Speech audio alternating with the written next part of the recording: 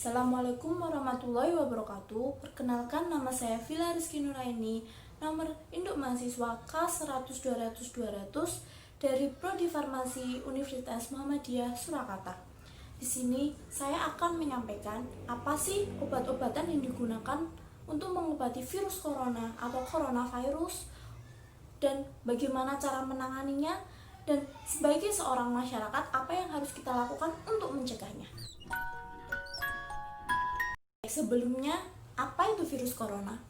Virus corona atau disingkat dengan CoV atau coronavirus itu adalah keluarga besar dari virus yang terdiri dari banyak jenisnya. Salah satunya ada SARS, MERS, dan banyak lagi, termasuk flu juga termasuk virus corona. Pada tanggal 11 Februari 2020, WHO memberi nama khusus terhadap virus corona baru, yaitu COVID-19 atau singkatan dari Coronavirus Disease 2019. Virus corona ini juga pernah diberi nama yaitu SARS-CoV-2. Bagaimana sih penyebaran dari virus corona?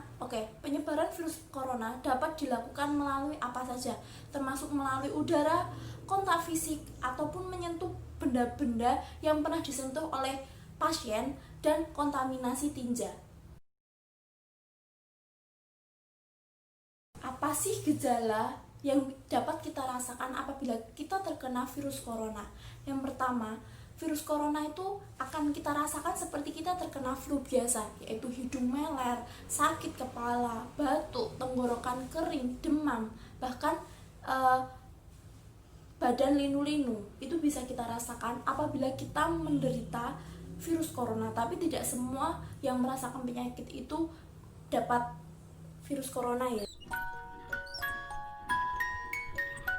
Kita memasuki obat-obatan apa yang digunakan untuk mengobati para pasien COVID-19. Yang pertama ada Remdesivir FDA.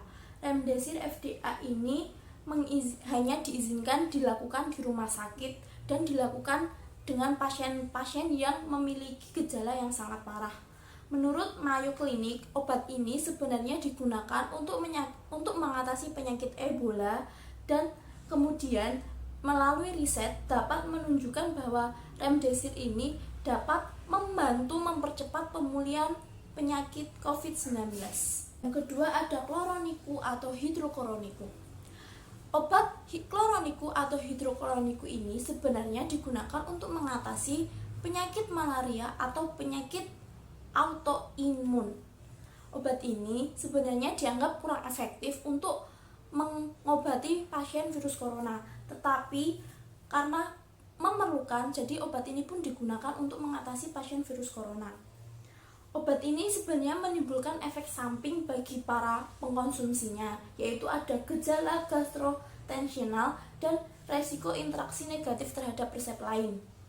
Risiko yang paling fatal dari penggunaan obat ini adalah gangguan irama jantung yang menghambat aliran darah oksigen ke seluruh tubuh. Obat yang ketiga ada Sirselonit atau Alvesco. Sampai sekarang sebenarnya belum ada riset mengenai obat ini apakah efektif digunakan untuk penderita COVID-19. Tapi obat ini sering digunakan untuk juga mengobati pasien COVID-19. Selain itu, obat ini juga mampu mempercepat pemulihan dari pasien COVID-19.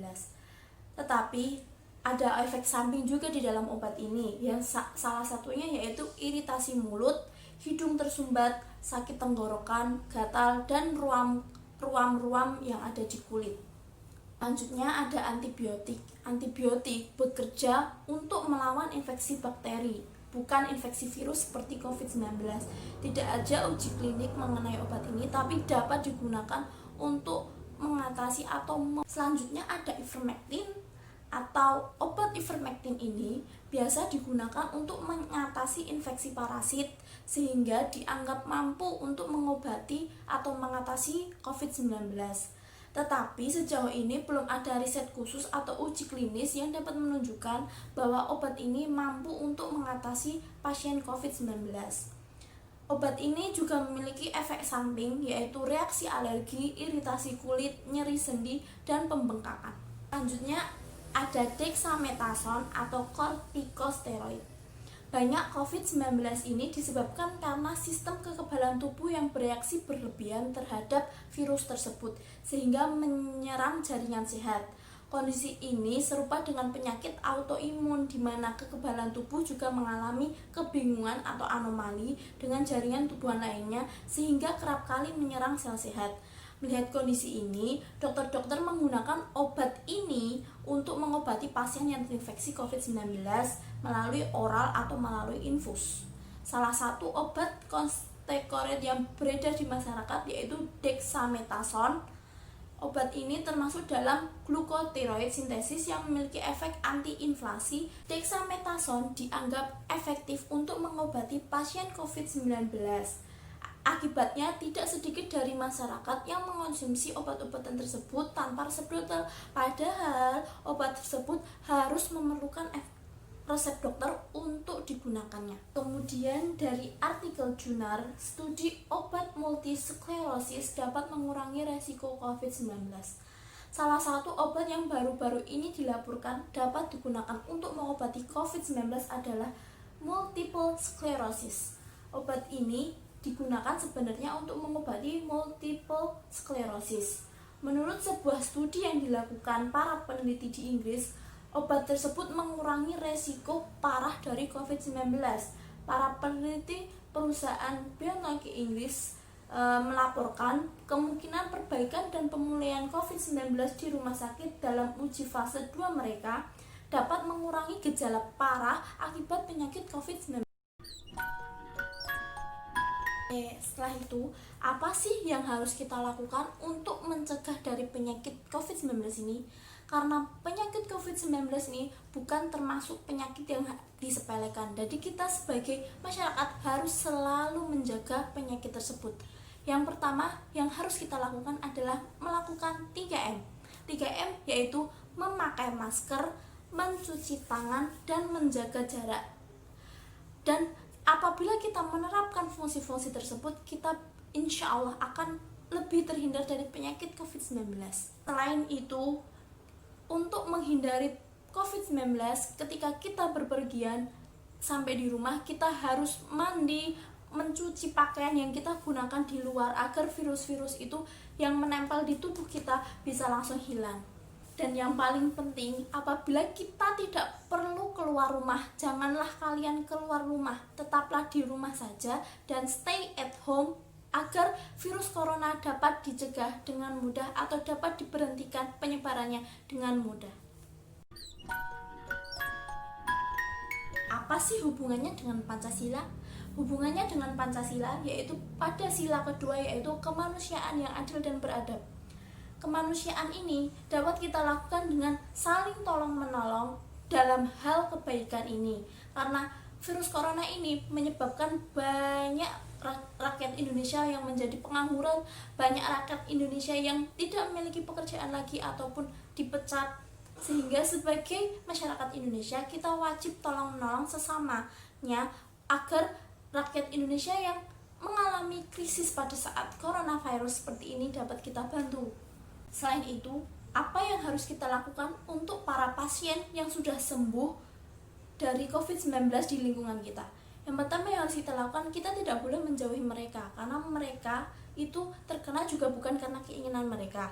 Jadi kita harus saling tolong-menolong agar orang yang terkena tersebut dapat kembali bergaul seperti semula dengan memperhatikan jarak, social distancing, dan yang lainnya. Apa sih peraturan perundang-undangan tentang itu?